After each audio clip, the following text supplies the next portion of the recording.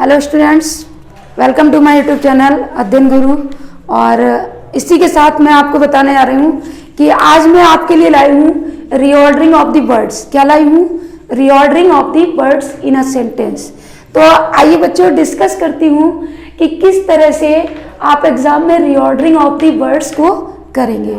ठीक है, तो देखिए जैसा कि आप देख रहे होंगे कि थोड़ा सा मैंने क्लू लिख रखा है, स्ट्रक्चर लिख रखा है। तो जब भी आपको रीअरेंज करने को आ जाए या रीऑर्डर करने को आ जाए या जंबल वर्ड्स आ जाए, जो आपका बहुत ज़्यादा एग्जाम्स में पूछा जाता है, चाहे यूपी बोर्ड हो, चाहे आपका सीबीएसई हो, आईसीएसई हो, या फिर कोई भी कंपटीशन एग्जाम्स हो, सभी में पूछा जाता है। और बेसिकली आपका जो यूपी वाले में है तो रीऑर्डरिंग करके आता है। उसमें क्या आता है? रीऑर्डरिंग।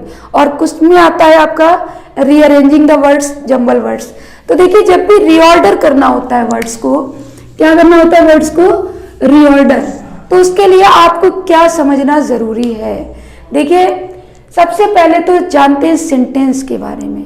सेंटेंस, जैसा कि आप सभी ने पढ़ा होगा सेंटेंस क्या होता है। तो एक बार मैं आपको बता देती हूँ, और कुछ आपके पिछले वीडियोस थे उसमें भी बताया है, लेकिन एक बार मैं आपको रिमाइंड कराती हूँ कि सेंटेंस होता क्या है। देखिए अक्सर आपने बुक्स में अपने टीचर्स के थ्रू सभी से सुना होगा कि सेंटेंस को हिंदी में क्या बोलते हैं? वाक्य बोलते हैं। क्या बोलते हैं? वाक्य। अब देखिए सेंटेंस होता क्या है, तो इसकी एक डेफिनेशन होती है। वो डेफिनेशन है आपकी a group of words, a group of words which has complete meaning, complete meaning। क्या होता है बेटा सेंटेंस? कैसे पहचानेंगे? A group of words which has complete meaning, so it is called sentence। इसलिए इसको हम क्या कहेंगे? सेंटेंस कहेंगे। देखिए ऐसा ग्रुप ऑफ वर्ड्स जो हमें कंप्लीट मीनिंग दे या कंप्लीट सेंस दे, तो उसको क्या बोलेंगे? सेंटेंस बोलेंगे। अब देखिए इसी के साथ बात करती हूँ, जब रीअरेंज द वर्ड्स करेंगे तो आपको वर्ड्स का जो अरेंजमेंट है वो पता होना चाहिए। और इसके लिए जब सेंटेंस को आपने जान लिया तो सेंटेंस के पार्ट को भी जानना बहुत जरूरी है। It is very important to know the parts of sentence. Okay, तो देखिएगा पहला तो आप जब भी सेंटेंस के पार्ट की बात आती है तो दो पार्ट होते हैं। कितने होते हैं? दो। फर्स्ट क्या होता है आपका? फर्स्ट होता है सब्जेक्ट, और सेकेंड क्या होता है? प्रेडिकेट। फर्स्ट को क्या बोलते हैं? सब्जेक्ट बोलते हैं, और सेकेंड क्या होता है आपका? प्रेडिकेट। देखिए सब्जेक्ट क्या होता है? सब्जेक्ट मोस्टली सेंटेंस में सबसे पहले दिया जाता है। तो जो सेंटेंस में सबसे पहले दिया हो, और इसको ढूंढने के लिए, इसको सर्च करने के लिए हम क्वेश्चन करते हैं हु का। किसका क्वेश्चन करते हैं? हु का क्वेश्चन किया जाएगा। जब भी सब्जेक्ट का पता लगाना हो तो क्वेश्चन किसका करेंगे? हु का करेंगे। और एक चीज बता दूं, सब्जेक्ट है क्या? देखिए सब्जेक्ट को समझ लीजिए। सेंटेंस में जिसके बारे में कोई बात की जाए, सपोज दैट जैसे आप बोलते हैं राम फुटबॉल खेलता है। कौन फुटबॉल खेलता है? कौन फुटबॉल खेलता है? राम खेलता है। इसलिए राम क्या होगा? सब्जेक्ट होगा। ऐसे ही आपने देखा होगा, जैसे इट इज मॉर्निंग लिखा हो, सुबह हो गई है। तो अगर आपका सब्जेक्ट पूछा जाए तो सब्जेक्ट क्या बताएंगे? भाई जो सेंटेंस में सबसे पहले दिया हो, और सबसे पहले इट दिया होगा तो इट क्या हो जाएगा? सब्जेक्ट। अब आप ये सोच रहे होंगे कि यहाँ पे सुबह हो गई है, हु का क्वेश्चन नहीं हुआ। लेकिन कुछ जो नकली वर्ड के रूप में, नकली सब्जेक्ट के रूप में यूज किए जाते हैं, जैसे इट है, देयर है। क्या यूज किया जाता है? इट या देयर। इट या देयर जब भी ये सब्जेक्ट के रूप में यूज किए जाएं तो इनको हम डमी या इंट्रोडक्टरी सब्जेक्ट बोलते हैं, वर्ड बोलते हैं। तो ये आपके मौसम, पहर या काउंटिंग बताने के लिए यूज किए जाते हैं। इट का यूज मौसम, पहर के लिए मोस्टली किया जाता है, और देयर कहाँ यूज करेंगे? काउंटिंग बताने के लिए। अब देखिए बात चल रही थी आपका मेन सब्जेक्ट। मोस्टली आपको क्वेश्चन करना है कि जब भी वर्ब के साथ हु का क्वेश्चन करेंगे, तो रिप्लाई जो भी मिलेगा वो आपका सब्जेक्ट होगा। और कभी कभी व्हाट का भी क्वेश्चन हो जाता है, कभी कभी। मानिए ये तो है आपका 100% और ये कितने परसेंट है, ये 5% है, और ये कितने परसेंट आ जाता है, ये 1% आ जाता है। ठीक है, सब्जेक्ट के रूप में। क्लियर? देखिए जब भी सब्जेक्ट के रूप में हु का क्वेश्चन करेंगे, पर्सन की बात की जाएगी, तो 100% ये क्वेश्चन किया जाता है। और 5% आपका व्हाट, जरूरी नहीं किसी पर्सन की बात हो रही, किसी थिंग की बात हो रही हो, तो इसलिए व्हाट भी क्वेश्चन कर सकते हैं। ठीक है। और आपका डमी वर्ड जब इट या देयर, तो ये सिंगल 1% यूज किया जाता है। क्लियर? अब देखिए आप ये तो समझ ही गए कि जिसके बारे में बात की जाए वो क्या होता है, सब्जेक्ट। अब देखिए प्रेडिकेट क्या होता है, प्रेडिकेट क्या होता है, कैसे पहचानेंगे प्रेडिकेट? तो इसके लिए मैं बता दूं आपको, सब्जेक्ट के बारे में जो कुछ भी बोला जाए, सब्जेक्ट के बारे में जो कुछ भी बोला जाए वो सब क्या होता है, प्रेडिकेट होता है। तो आप कैसे पहचानेंगे सेंटेंस में कौन सा सब्जेक्ट है कौन सा प्रेडिकेट है? इसके लिए मैंने शॉर्ट ट्रिक बताई है आपको, और जिसको मैं एक्सप्लेन करने जा रही हूं। बेटा अच्छे से ध्यान दीजिएगा और समझिएगा। ओके, तो देखिए जब भी हम सेंटेंस में सब्जेक्ट को ढूंढेंगे तो हमें याद रखना है दाना। क्या याद रखना है? दाना। देखिए आपने बुक्स में देखा होगा कि अगर सिंगल वर्ड है तो सब्जेक्ट है, 2 वर्ड दिए गए तो पहला आपका क्वालिफायर है और दूसरा आपका क्या होता है, नाउन होता है। ठीक है। और जब 3 वर्ड हो या 4 वर्ड हो या 5 वर्ड हो, किसमें हो, सब्जेक्ट में, तो उसके लिए आपको दाना याद करना है। क्या याद करना है? दाना लर्न करना। तो डी का मीन क्या होता है? डी का मीन्स होता है डिटरमाइनर। क्या होता है डी का मीन? डिटरमाइनर। और डिटरमाइनर होता क्या है? देखिए जब भी सब्जेक्ट में 3 या 4 या 5 वर्ड दिए गए और जो पहला वर्ड होगा, चाहे वो आपका आर्टिकल हो, चाहे वो आपका आर्टिकल हो AND, चाहे वो आपका डेमोन्स्ट्रेटिव एडजेक्टिव हो, चाहे वो आपका डेमोन्स्ट्रेटिव प्रोनाउन हो, चाहे आपका नंबर्स नेम हो, जो भी हो सबसे पहले जो यूज किया जाएगा उसको हम डिटरमाइनर बोलते हैं। और डिटरमाइनर का मीनिंग होता है निश्चितता बताने वाला शब्द। क्या होता है? निश्चितता बताने वाला शब्द। अब देखिए दूसरा क्या होता है, ए मीन्स। तो ए मीन्स होता है आपका एडजेक्टिव। क्या होता है ए मीन्स? ए का मीन होता है एडजेक्टिव। क्या होता है बेटा? एडजेक्टिव। अब देखिए इसी के साथ एन का मीन ढूंढा जाए तो एन मीन्स होता है नाउन। क्या होता है? N means noun. और देखिए नाउन को हम हेडवर्ड भी बोल सकते हैं। क्या बोल सकते हैं? हेडवर्ड। नाउन को क्या बोलेंगे? हेडवर्ड बोलेंगे। अब देखिए जब नाउन है और प्रेडिकेट के पोर्शन से पहले कुछ और भी अदर वर्ड्स दे दिए गए तो उनमें हम ए का मीन क्या होगा जाके, सेकेंड ए जो है इसका मतलब होगा एडजेक्टिवल फ्रेज। क्या होगा? Adjectival phrase.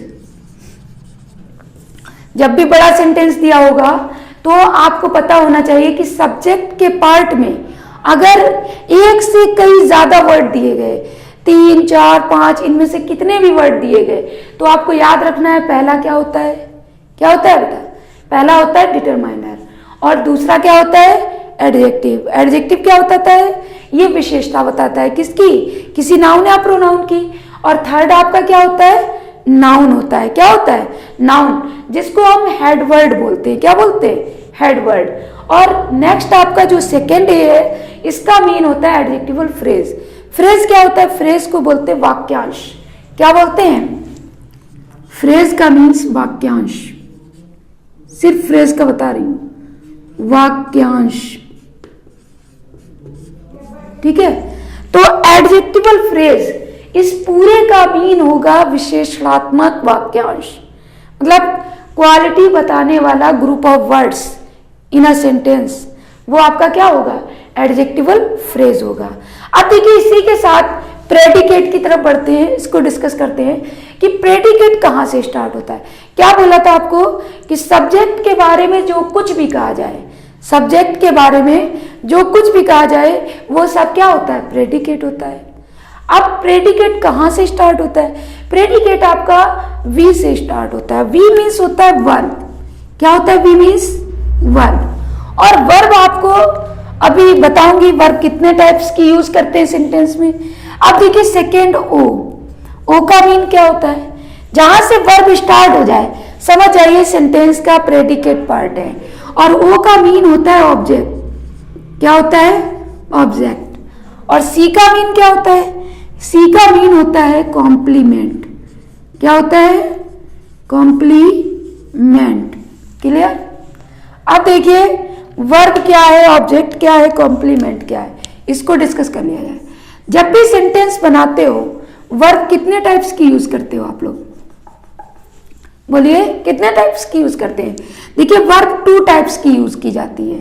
एक तो आप सेंटेंस में हेल्पिंग वर्ब का यूज करते हैं, हेल्पिंग वर्ब का यूज करते हैं। और सेकेंड आप किसका यूज करते हैं? मैन वर्ब का यूज करते हैं। किसका यूज करेंगे? मैन वर्ब का। तो क्या समझे आप कि जब भी वर्ब से आपका जो भी पोर्शन है सेंटेंस का, जो भी पार्ट है स्टार्ट हो जाए तो वहां से आपका क्या शुरू हो जाता है? प्रेडिकेट। तो वी मीन्स आपका हुआ वर्ब। और किसी भी सेंटेंस में 2 टाइप्स की वर्ब यूज की जाती है। फर्स्ट आपका हेल्पिंग वर्ब और सेकेंड क्या होती है? फर्स्ट आपकी हेल्पिंग वर्ब, सेकेंड होती है मैन वर्ब। क्लियर? अब देखिए ऑब्जेक्ट। ऑब्जेक्ट होता क्या है? देखिए एक मैं एग्जांपल बताती हूँ। जिस तरह से आपने देखा होगा कि एक बस में एक होता है ड्राइवर जो बस को चलाता है और एक होता है कंडक्टर या हेल्पर। ठीक है? तो इसी तरीके से सेंटेंस में सब्जेक्ट को मान लीजिए ड्राइवर। सब्जेक्ट क्या है आपका? ड्राइवर है। और यहाँ पे ऑब्जेक्ट की अगर बात की जाए तो ऑब्जेक्ट क्या हो जाएगा? ऑब्जेक्ट को कंडक्टर समझ लेंगे या हेल्पर समझ लेंगे। मतलब जो सब्जेक्ट के काम में हेल्प करे। ऑब्जेक्ट मीन्स कर्म होता है, जो सब्जेक्ट के काम में उसकी हेल्प करता है उसको क्या कहते हैं? ऑब्जेक्ट कहते हैं। क्या कहते हैं? ऑब्जेक्ट। देखिए ऑब्जेक्ट जो है ये भी आपके 2 टाइप्स के होते हैं। कितने होते हैं? 2 टाइप्स के होते हैं। फर्स्ट क्या होता है? फर्स्ट आप बोलते हैं इनडायरेक्ट ऑब्जेक्ट। क्या बोलते हैं? Indirect object. और सेकेंड क्या होता है आपका? सेकेंड होता है डायरेक्ट ऑब्जेक्ट। Direct object. ठीक है? अब देखिए डायरेक्ट और इनडायरेक्ट। आप सोच रहे होंगे क्या नरेशन की बात हो रही? भाई ऑब्जेक्ट है, कर्म है। एक आपका लिविंग होगा, एक लाइफलेस होगा। तो 2 तरह के ऑब्जेक्ट यूज किए जाते हैं। कितने तरीके के यूज किए जाते हैं? 2 तरीके के। तो 2 तरह में आप समझिएगा कि इनडायरेक्ट ऑब्जेक्ट जब भी इनडायरेक्ट ऑब्जेक्ट की बात करते हैं तो वर्ब के साथ क्वेश्चन करते हैं। वी के साथ क्वेश्चन किया जाता है। वी मतलब वर्ब। वर्ब के साथ क्वेश्चन किसका करते हैं? हुम का क्वेश्चन करेंगे। किसका क्वेश्चन करेंगे?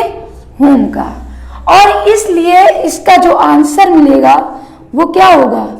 Living person. क्या होगा? Living person. इसमें लिविंग पर्सन की बात की जाती है। अब देखिए डायरेक्ट ऑब्जेक्ट की अगर बात करूं, डायरेक्ट ऑब्जेक्ट की, तो डायरेक्ट ऑब्जेक्ट में वर्ब के साथ क्वेश्चन करेंगे आप व्हाट का। किसका क्वेश्चन करेंगे? व्हाट का। रिप्लाई जो मिलेगा लाइफलेस थिंग की बात की जाएगी। Lifeless thing. लाइफलेस थिंग की बात की जाएगी। तो समझ रहे होंगे क्या कि अगर इनडायरेक्ट ऑब्जेक्ट की बात करेंगे तो हुम का क्वेश्चन करेंगे, इसमें लिविंग पर्सन की बात होती। अब मैं आपको बता दूं, जैसे आपने पर्सनल प्रोनाउन के जो भी ऑब्जेक्टिव केस वाले, मी हो गया, अस हो गया, और आपका यू हुआ, और देम हुआ, हिम है, हर है, इट है, ये सभी अगर पूछे जाए तो ये सब आपके किस में आएंगे? इनडायरेक्ट ऑब्जेक्ट में आएंगे। किस में आएंगे? इनडायरेक्ट। फिर से सुनिए, me, us, you, him, her, them, it, ये सभी किस में आएंगे? इनडायरेक्ट ऑब्जेक्ट में आएंगे। अब देखिए जो इसके बाद आ जाए, जो इसके अलावा पूछे जाए, जैसे आपका ए बुक आ जाता है, ए लेटर आ जाता है, इस टाइप से आते हैं तो वो आपके डायरेक्ट ऑब्जेक्ट में आते हैं। इसमें बात की जाती है लाइफलेस थिंग की। क्लियर हुआ? आपको समझ में आया? अब देखिए इसी के साथ ये पहली चीज तो आपको ये जरूरी है, ये पता होना चाहिए। दूसरी चीज आपको सेंटेंसेस का जो स्ट्रक्चर है वो भी आना चाहिए। जैसा कि आपने शायद स्टोरी या इंटरचेंज वाले वीडियोस में आपने पढ़ा होगा स्ट्रक्चर। तो इसके बाद मैं स्ट्रक्चर लिख देती हूँ कुछ, और जब तक आपको स्ट्रक्चर नहीं पता होगा सेंटेंस का तब तक आप रीअरेंज नहीं कर पाएंगे। स्ट्रक्चर में आपको पता होना चाहिए कि जब भी सिंपल सेंटेंस की बात की जाए तो सबसे पहले क्या लिखा होगा, फिर उसके बाद क्या लिखा होगा, फिर उसके बाद क्या लिखा होगा। और जब ये चीजें क्लियर होंगी तभी आप सेंटेंस को, तभी आप रीऑर्डर द वर्ड्स या रीअरेंज द वर्ड्स कर पाएंगे।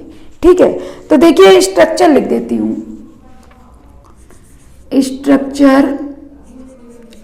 Structure for creating sentences. तो देखिए इसके स्ट्रक्चर आपने पढ़े हैं, पहले से ही पढ़ रखे हैं। कैसे? सिंपल आपको पता है, निगेटिव पता है, इंटेरोगेटिव पता है, डबल इंटेरोगेटिव भी पता है और इंपरेटिव भी पता है। मोस्टली आपको बस इतने स्ट्रक्चर अगर पता है तो आप सेंटेंस कभी गलत नहीं करेंगे। और कॉमन जनरली आपने देखा होगा, आपका एक सेंटेंस सिंपल वाला, सिंपल जो सेंटेंस है ना, सिंपल की अगर बात करें तो इसमें आपने पढ़ा होगा कि किसी भी तरह का सेंटेंस हो, सभी में आपका एक short S B plus O, मतलब S plus V plus O ये यूज किया जाता है। क्या फुल फॉर्म हुआ? पहले आपका सब्जेक्ट यूज किया जाएगा, क्या यूज करेंगे? सब्जेक्ट प्लस वर्ब, और वर्ब आपकी कितनी आ जाएगी? 2 टाइप्स की, H V plus M V. Verb आपकी क्या आ जाएगी? H V plus M V. H V मतलब हेल्पिंग वर्ब और एम वी मीन्स क्या होगा? Main verb. इसके बाद आपका ऑब्जेक्ट आ जाता है। क्या आ जाता है? ऑब्जेक्ट। फिर अदर वर्ड्स की बात करते हैं, इसके बाद अदर वर्ड्स की बात की जाती है। तो ये सिंपल का फॉर्मूला था। आप देखिए एक सिंपल सेंटेंस को बना लेते हैं इसी के साथ साथ। जैसे आपने देखा होगा, एक एग्जाम्पल बहुत पूछा जाता है एग्जाम में, लिखा है गेव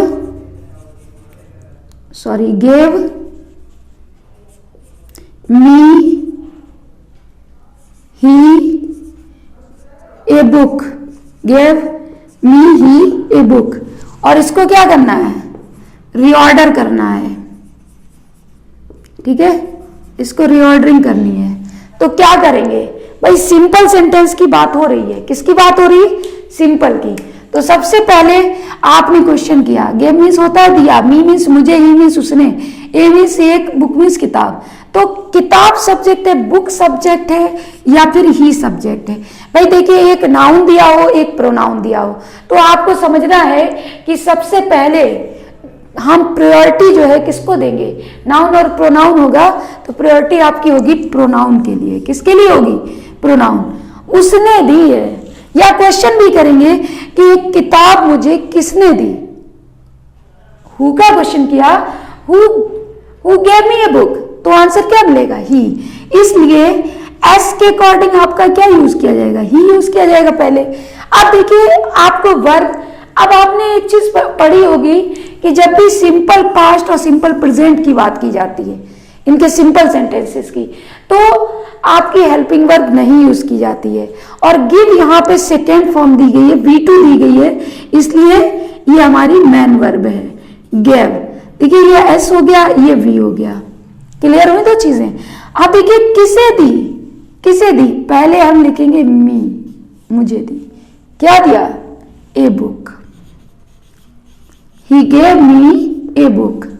देखिए जब भी 2 ऑब्जेक्ट दिए जाए, या फिर आपने क्वेश्चन किया ही गेव ए बुक और मी बचा है, समझ में नहीं आ रहा कि ए बुक पहले लिखे या मी लिखे। जब दोनों ऑब्जेक्ट दिए जाए, ये आपका कैसा ऑब्जेक्ट है? अभी आपने पढ़ा था इनडायरेक्ट ऑब्जेक्ट। कैसा ऑब्जेक्ट है? इनडायरेक्ट ऑब्जेक्ट है। और ये कैसा ऑब्जेक्ट है? A book. ये आपका डायरेक्ट ऑब्जेक्ट है। कैसा है? Direct object.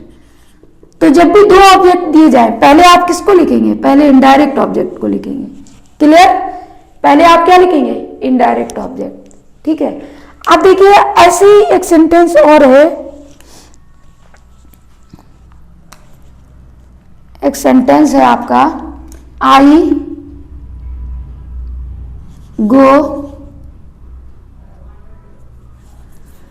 आई भी लिखिए on foot, I on foot went to village his, his. अब देखिए इसको रीऑर्डर करना है, क्या करना है इसको भी रीऑर्डर करना है, ठीक है, रीअरेंज करना है या रीऑर्डर करना है। तो सबसे पहले ढूंढिए भाई, देखिए हमने अभी क्या बताया था कि अगर नाउन हो प्रोनाउन हो तो सबसे पहले हम किसको बनाएंगे, प्रोनाउन को बनाएंगे। सब्जेक्ट पहले ही दिया गया, क्या दिया गया, आई। अब देखिए वर्ब ढूंढिएगा, ये भी पास्ट में दिया गया और मोस्टली आपके सेंटेंसेस जो है किसमें पूछे जाते हैं, पास्ट में ही पूछे जाते हैं। किसमें पूछे जाते हैं, पास्ट में। तो देखिए पास्ट में पूछा गया, इसके बाद वर्ब आ गई वेंट, आई सब्जेक्ट हो गया, वेंट भी हो गई। अब क्या बोला, पहले एक मीनिंग और निकाल लेते हैं एक बार। आई मीन्स मैं, ऑन फुट मीन्स होता है पैदल, वेंट मीन्स गई, टू मीन्स टू प्रीपोजिशन है, विलेज मीन्स गांव, हिज मीन्स अपने, मतलब मैं अपने गांव पैदल गया, मैं अपने गांव पैदल गया।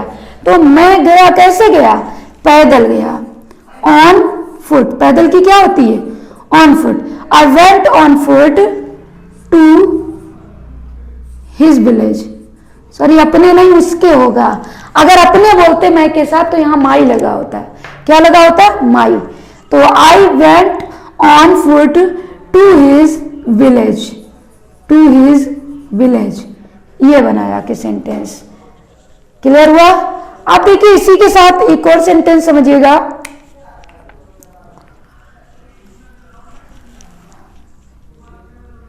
शैल आई रिमेंबर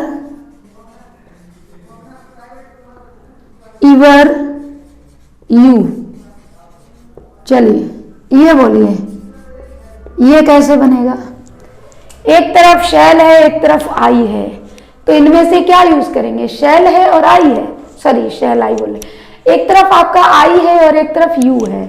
तो पहले तो मीनिंग निकाल लेते हैं, और नहीं तो एक काम करके देखिए, क्या आई को ऑब्जेक्ट बना सकते हैं, भाई ढूंढना है ना, यू भी सब्जेक्ट दिख रहा है और आई भी सब्जेक्ट दिख रहा है, भाई दोनों सब्जेक्ट हो नहीं सकते हैं क्योंकि एंड से थोड़ी जोड़े जा रहे हैं, एंड से तो जोड़े नहीं जा रहे हैं, दोनों नहीं हो सकते हैं। तो आई आपका सब्जेक्ट हुआ, अगर आई की जगह मी होता तो मी आपका ऑब्जेक्ट बन जाता, इसका मतलब यू ऑब्जेक्ट बनेगा और आई क्या बनेगा, सब्जेक्ट बनेगा।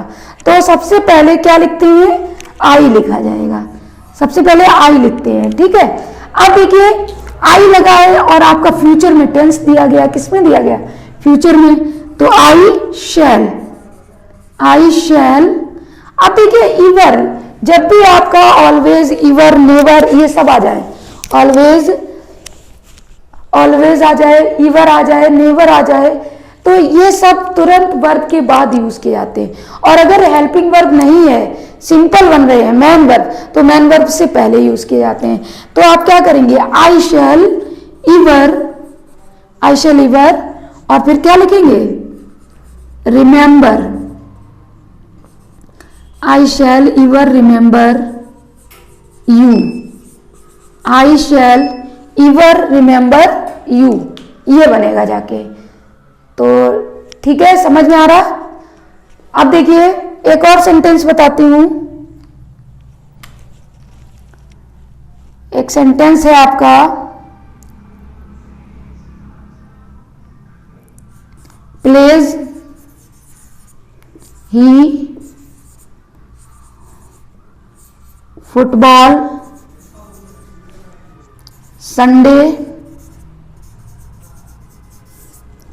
On evening the in. अब इसको रीऑर्डर करना है, क्या करना है, इसको रीऑर्डर करना है। क्या करेंगे, देखिए plays he football Sunday on evening the in, ये दिया गया है। क्या करना है आपको, पहले सब्जेक्ट ढूंढना है, सिंपल की बात चल रही है, तो सबसे पहले सब्जेक्ट ढूंढिए, प्लेज ही फुटबॉल, देखिए ही हो सकता है या फुटबॉल हो सकता है। और मैंने आपको बोला जब भी नाउन और प्रोनाउन दोनों दिए जाए तो आप किसको पहले लिखेंगे, पहले आपका सब्जेक्ट जो है ही लिखा जाएगा जो कि प्रोनाउन होगा। अब देखिए ही लिख दिया है और इसी के साथ आपकी दूसरे नंबर पे क्या आती है, वर्ब आती है, और वर्ब क्या है आपकी, प्लेज है। क्या वर्ब है, प्लेज। तो ही प्लेज, क्या करता है, क्या करता है, खेलता है ना, तो क्या खेलेगा, गेम का नेम दिया गया है, क्या नेम दिया गया, फुटबॉल। He plays football. अब देखिए इतना तो बन गया है, संडे ऑन इवनिंग द इन, तो क्या करें, इन संडे लिखें कि ऑन संडे लिखें कि इन द इवनिंग लिखें। आपने इतने दिन से सेंटेंस पढ़े होंगे, सभी में पढ़ा होगा कि कभी भी ऑन इवनिंग तो लिखा ही नहीं होता है, इन द इवनिंग। तो पहले मीनिंग निकाल लीजिए, प्लेज मीन्स खेलता है, ही मीन्स हुआ, football means football, Sunday means Sunday को या रविवार को, ऑन मीन्स पर, इवनिंग में शाम में, द इन पूरा हो गया ना, तो वह फुटबॉल संडे को शाम में खेलता है। तो ही प्लेज फुटबॉल, क्या लिखे, संडे को, ऑन संडे, ऑन संडे कब खेलता है, in the evening, in the evening. Clear. तो ये था आपका सिंपल सेंटेंस। अब देखिए आज मैंने आपको सिंपल सेंटेंस के बारे में समझाया, और इसके बाद जो नेक्स्ट वीडियोस होंगे उसमें आपको जो भी आपके बचे हुए सेंटेंसेस हैं, जैसे इंटेरोगेटिव है, निगेटिव है, इंपरेटिव है, एक्सक्लेमेटरी है, और इंपरेटिव में निगेटिव है, तो सारे आपको उस वाले वीडियोस में सारे टॉपिक क्लियर हो जाएंगे। ठीक है। तो at last I want to say this, thanks for watching to me.